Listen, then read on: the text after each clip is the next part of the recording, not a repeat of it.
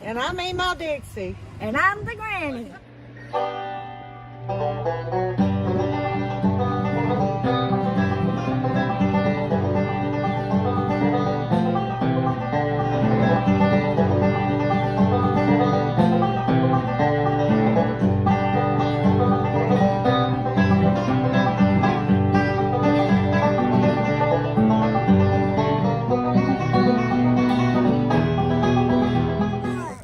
Hold on tight. Oh. Joe, hungry. Oh my God. Hang on. I'll reel it in. Hang on. Really moving. Now reel it in. Reel it in. Reel it.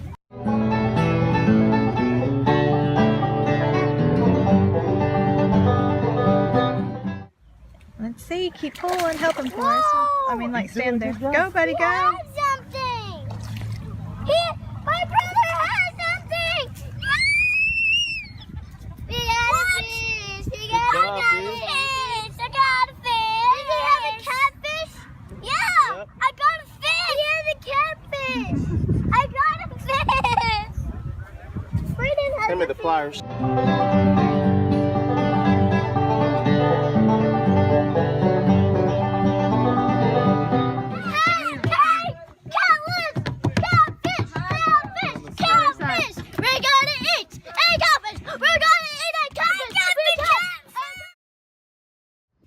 Hey guys, we're here at Appalachian Outpost down in Lynn Valley off Broad Street in Elizabethton, right beside the beautiful Watauga River.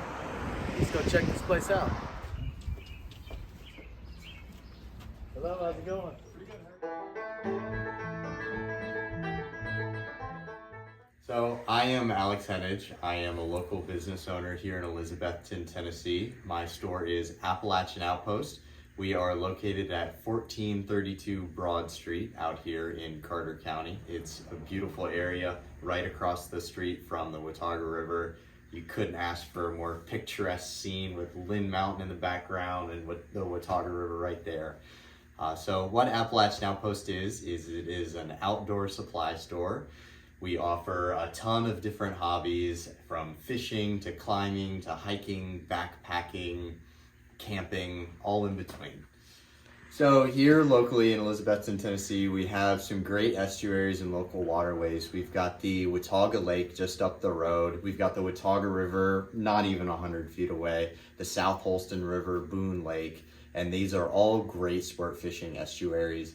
In Watauga Lake and Watauga River particularly is where our local fishermen really like to head out to. You're gonna find some great trout action.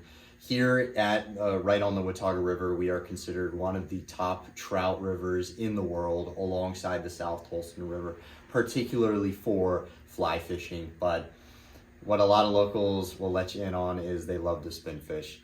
Crankbaits work amazing on the river, as well as topwater and spin baits. And I can show you some of those if you're interested. So out there on the river, something like this. So this is going to be your Mepps Comet Minnow. It's going to be your typical bladed spin bait, but with a nice little soft body on it. Those work amazing, as well as pretty much anything from Mepps. They're dressed aglias and they're plain aglias. They're all fantastic. It's a tale as old as time. They're classic and they work. Joe's Flies, again, another spin bait, but a little more on the fly side. Joe's ties all different patterns of flies. This is their little rainbow trout, but those work fantastically, particularly because they're unweighted. You can throw them either on a fly line or put a little bullet weight in line and toss them on a spin rod as well. But our trout are voracious eaters. Trout Magnet is an amazing company from Leland's Lures. They make a fantastic product for an economical price. Yeah, our trout bite on a lot. If you're looking to get a brown trout though, you might want to look more into the top water area, from poppers to Heddon, Super Spook Juniors, and Torpedoes. We have some big brown trout in our area, and a lot of people don't know that because a lot of people come here to fish for our rainbows and our stockies. But I've seen 40-inch plus browns pulled out of this river, and this is what they eat. This right here is what they eat. What is the largest fish that you've caught? Oh wow, largest fish that I've caught. Either locally or somewhere else. In general, it's probably going to be either a redfish or a black drum. I'm a transplant from South Florida, so I was very fortunate to be able to fish for big fish most of my life. But locally, yeah, I've caught some great bass, as well as my family has. We've actually got one mounted right there on the wall. Yeah, some good bass, some good trout. I pulled out a 27-inch trout, just a lake trout, just a few weekends ago up out of Lake Watauga. But we've got the state record lake trout out of Watauga Lake, as well as the world record Orid trout. So our lake is bar none for trout fishing. It really is. So here we have a couple of locally made lures by Jim Such from Lure Art Customs. He produces some great work. Like I said, he's a local guy here to Carter County, and yeah, super high quality baits. If you're looking for something that's probably gonna last you a little longer than a Strike King or something along those lines, or if you're just trying to get into a little nicer bait, some guys like to fill their tackle box with nice stuff, which I can appreciate. You're probably gonna wanna come in here and check him out. He's got a ton of great colors in all different blanks and different sizes. He's got 110s, square bills, 2.5s. Yeah, he's...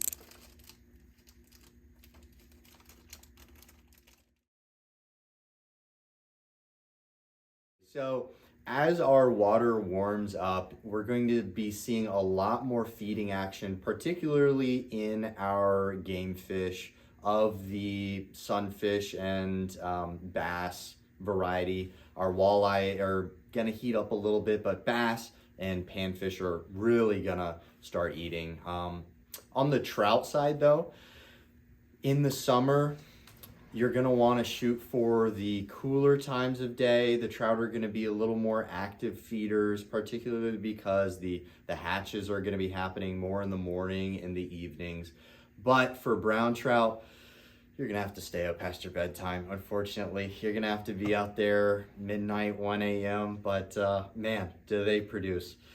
It takes a little effort, and you're probably gonna be groggy the next morning, but you get out in some of our holes around 1 a.m., throw a wake rat or a spook, and you're gonna be bound for some big brown action.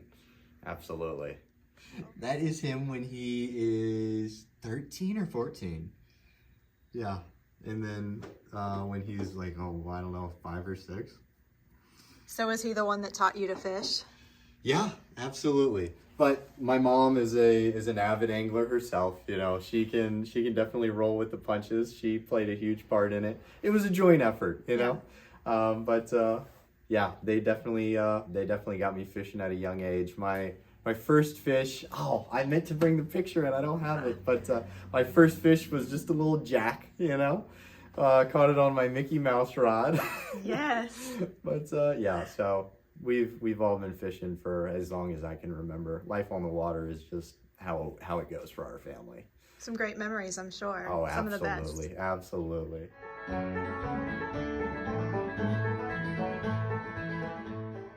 All right, hi, I'm George with Watauga Lake Fishing Adventures, and we're over here at Alex's shop. This is the Appalachian Outpost. A couple weeks back, I'd recommended a couple lures for him that I use up on Watauga Lake. So he actually got them in this last week.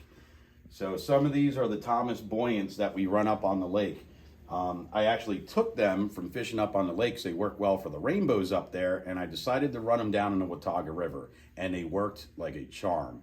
I was pulling out fish after fish, first cast, walk up on the river, and everything. So come over to the Outpost, check out what he's got. It's not only just the ones that I recommended, but he's got a whole selection of stuff here that you can use while you're out fishing in the area. A couple different things, from half-day trips, to tours, to campsite transport, so check us out. All right, what is your favorite fishing spot? It can be local or not, but you know, that lake spot. is really trying. It has pushed me to my limit of trying to figure out a fishery, so I have to go with the toughest, which is Watauga Lake. Awesome. These down here. Guess for 1920. This one here was the real magic. Literally walked up to the bank at every spot, first cast. Boom, boom, boom. It was nice. It worked great. What is your favorite thing to fish for? Favorite fish to actually fish for? Oh, that's tough.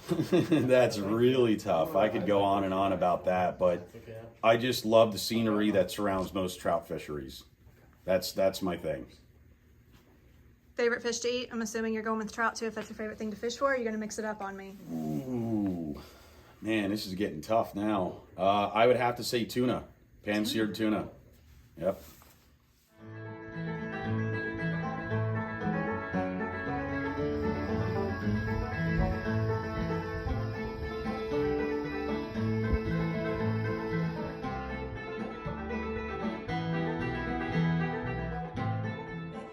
Now, whenever we do catch fish, we only keep what we're going to eat. We don't keep all the fish. We throw them back.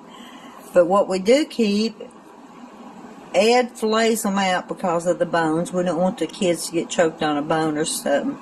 So we fillet them out, and then he brings them in, and I wash them up, and I get them prepared to put in the freezer. So that's the way we do it. We do it as a family thing. We do it as a fun trip. So enjoy fishing. Guys, today we're going to have fish for supper. And it's all thawed out now. So what I'm going to do, there is double check and make sure there's no bones in it. And some of the really dark line, if you can see that, I'm going to cut some of that out because it's the real fishy part taste. So I'm going to cut that out. And once I get it ready, I will fix me up a batter to bathe it in, and we'll fry it, and that's what we're going to have for supper tonight. We caught these fish at South Hostin Lake, and we never buy fish. I've never bought any fish in the grocery store. We always catch our own. We only harvest what we're going to eat, but we always catch our own fish because I just don't like buying fish in the grocery store, and it's kind of pricey to me. I don't know where it came from, so I'm not sure that I want to pay that price for it either. We all love to fish, my boys, my grandkids, and that's one of my favorite things to do. I know for my birthday, my husband asked me what did I want for my birthday this year, and I told him I wanted to go fishing. So that's what we did. That's what he took me fishing. And we try to go fishing every year for vacation. I'm not a beach person, and I would rather go fishing than I would sit at the beach. So I'll get this fish ready, then we will mix up my batter that I'm going to bathe it in before I fry it. And I'll get back with you. Okay, now I'm going to mix up my batter, what I'm going to dip my fish in. I'm going to put about a half a cup of buttermilk and 1 egg,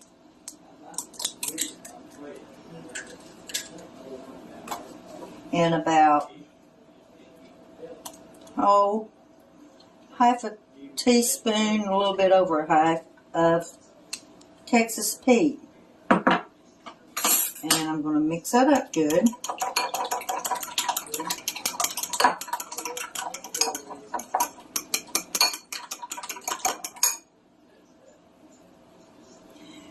now I'm going to bathe my fish, and I used about a little over half a cup of cornmeal and a tablespoon of flour and some salt and pepper, and I mixed that up good. So I'll just bathe my fish in my egg mixture and then put it in my cornmeal mixture. And I'll just lay it out, and then I'll do all this till I get it all bathed, and then we'll get it ready to put in the skillet to start frying. Okay, I've got my lard in my skillet, and I'm going to check it, and I've got my fish bathed, so I'm getting ready to put it in my skillet just as soon as my grease gets hot enough. I don't like to put anything that I'm frying in the skillet if the grease is not hot enough, because if you do, it will soak up all the grease, and then your food's going to taste really greasy. So you want to make sure your grease is hot before you put anything in it. It's starting to bubble around, so I believe it's about ready.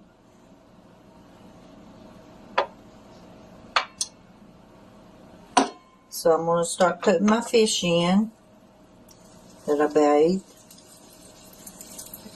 And once it browns real good on one side, I will turn it over, and I will sprinkle a little bit of lemon juice on top and let it continue to fry until it gets done. And that's all you got to do to fry fish.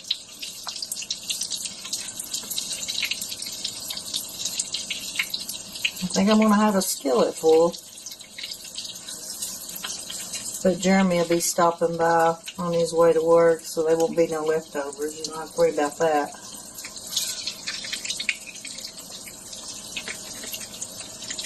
So, I don't like to fill it too full because it wants to steam instead of fry, but I had a little more fish in the bag than I thought. But once it starts frying, it's going to shrink a little bit. So I'm not going to put the lid on it since I've got my skillet so full till it starts to brown good. And that's all you got to do to fry fish. Okay, my fish is brown on one side, so I'm going to start turning it over. And once I get it all turned over, I'm going to take and squirt some lemon juice on top of it and let it fry and brown on the other side. And quite a bit of fish in this skillet. I didn't realize I'd put as much in a pack when I put it in the freezer. But it's small pieces, so it'll be easy. But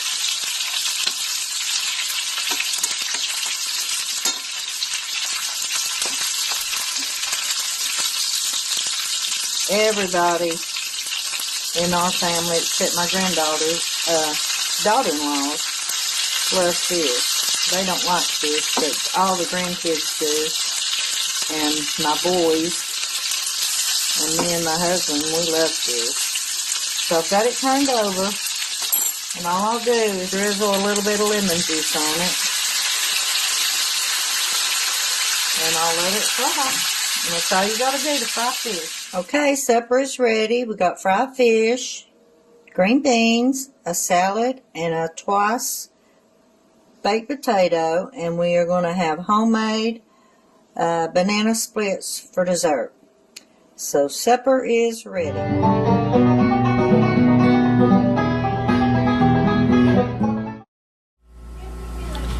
Daddy always took us fishing when we was little. He usually took us when the days off through the week. He'd take us up at Watauga Lake.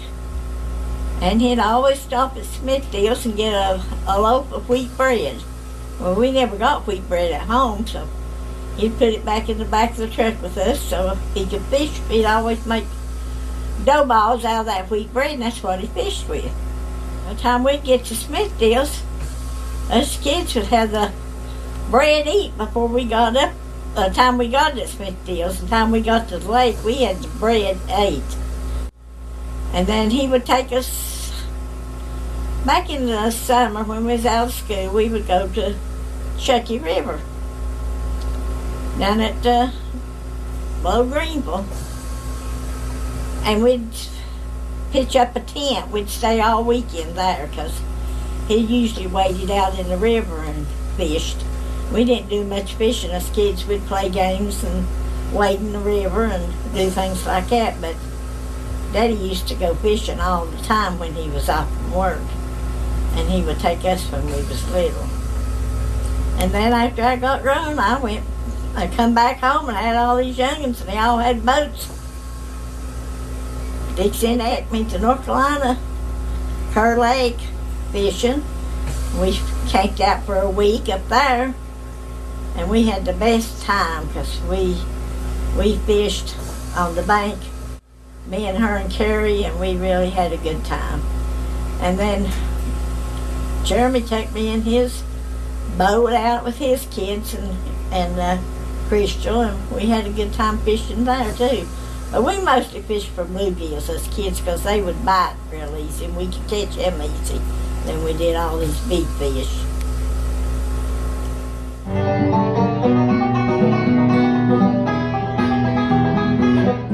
But it's a fish. And then I've got a design laid out to do my dragonflies next because it's going to be a multicolored. None of this is the numbers that the pattern calls for. I'm just doing what I want to. I'm making it look like my imagination, which is kind of off the rocker sometimes.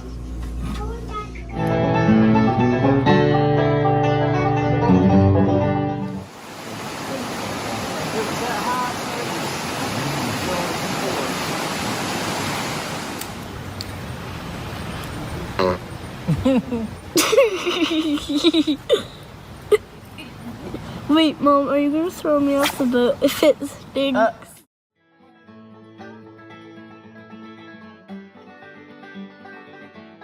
Thanks for watching.